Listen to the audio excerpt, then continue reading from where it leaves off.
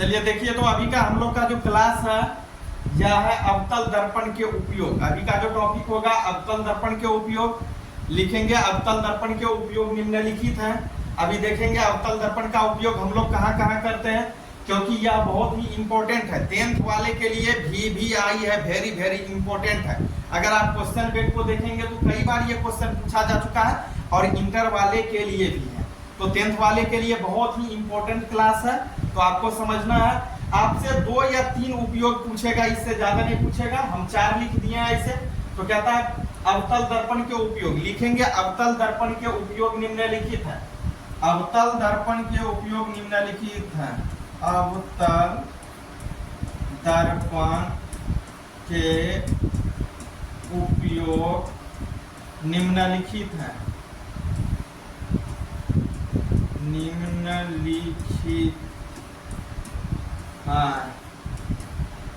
अवतल दर्पण के उपयोग निम्नलिखित है। पहला कौन है? पहला देखिए, अवतल दर्पण का उपयोग सर्च लाइट में। अवतल दर्पण का उपयोग जो करते हैं सर्च लाइट में, मोटर कार के हेडलाइट में एवं टॉर्च में परावर्तक के रूप में। याद रखना है अवतल दर्पण का पहला उपयोग, याद रखना है अवतल दर्पण का उपयोग सर्च लाइट में करते हैं। सर्च मीन्स होता है खोजना, किसी चीज को देखने के लिए, किसी चीज को खोजने के लिए किसका उपयोग करते हैं? सर्च अवतल दर्पण का उपयोग करते हैं। और मोटर कार के हेडलाइट में, मोटरसाइकिल जो होता है या जो भी वाहन होता है उसका हेडलाइट जो होता है, हेड मीन्स होता है माथे, आगे में जो लगा होता है, उसमें किसका उपयोग करते हैं? अवतल दर्पण का। अब आगे इसमें क्या करते हैं? एवं टॉर्च में परावर्तक के रूप में। टॉर्च जो होता है, परावर्तक का अर्थ होता है परावर्तक, तो परावर्तक के रूप में हम लोग टॉर्च में यूज करते हैं। किस दर्पण का? अवतल दर्पण का उपयोग करते हैं। जैसे हमको किसी चीज को देखना होता है, जलाते हैं टॉर्च, फॉक्स दे देते हैं, तो वहां कौन सा दर्पण लगा होता है? अवतल दर्पण का उपयोग होता है। किसमें? टॉर्च में भी। याद रखना है। फिर आगे दूसरा नंबर, इसका उपयोग रोगियों के नाक, कान, गला देखने के लिए। ये क्वेश्चन भी कई बार पूछता है कि रोगियों के नाक, कान और गला देखने के लिए किस दर्पण का डॉक्टर यूज करते हैं?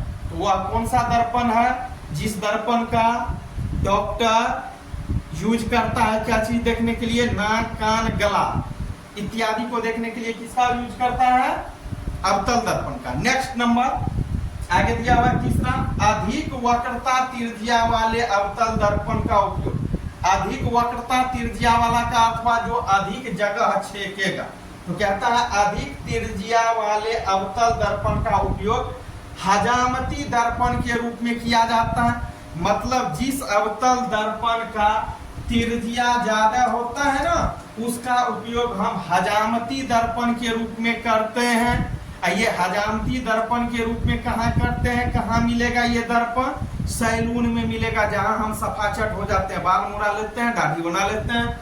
वही कहता है अधिक वक्रता त्रिज्या वाले अवतल दर्पण का उपयोग हजामती दर्पण के रूप में किया जाता है, क्योंकि इस स्थिति में चेहरे का आवर्धित और सीधा प्रतिबिंब बनता है। इसलिए हम हजामती दर्पण के रूप में किसका यूज करते हैं? अवतल दर्पण का। आगे चौथा, और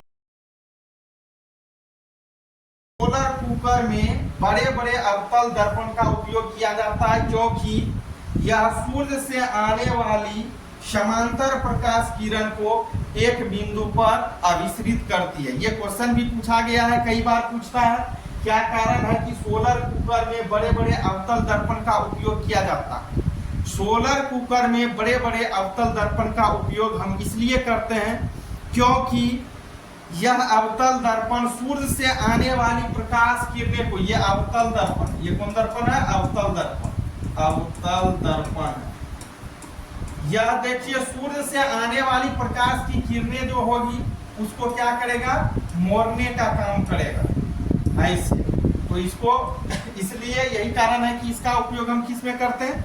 बड़े बड़े सोलर कुकर में किसका उपयोग करते हैं? अवतल दर्पण को। आपको इतना ही सिर्फ ये याद रखना है, सोलर कुकर में बड़े बड़े अवतल दर्पण का उपयोग किया जाता है।